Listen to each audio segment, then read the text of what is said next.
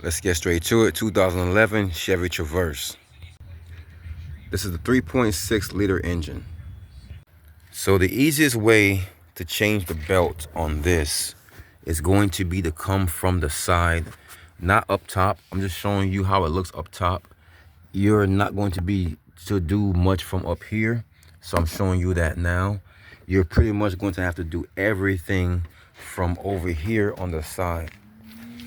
So the best way to do this is to take your tire off, and once you get it jacked in the air, and then this plastic piece here, you should remove this plastic piece, and then you'll be able to see everything from the side here.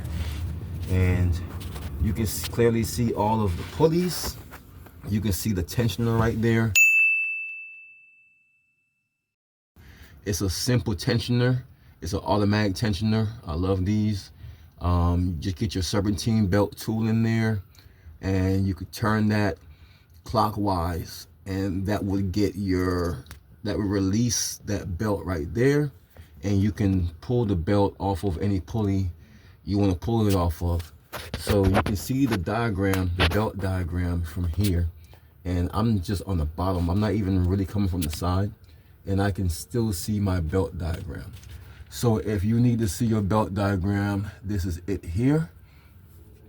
And so this is the steps of getting your belt off, and of course putting it back on will be the same.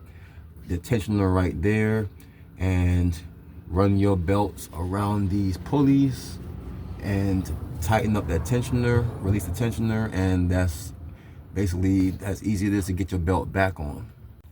From here I can see that this alternator has a second pulley attached to it. So be sure that if you're going to get an alternator for this car, that it has, for the 3.4, the 3.6, that it has the extra pulley attached to it right there. It's very important.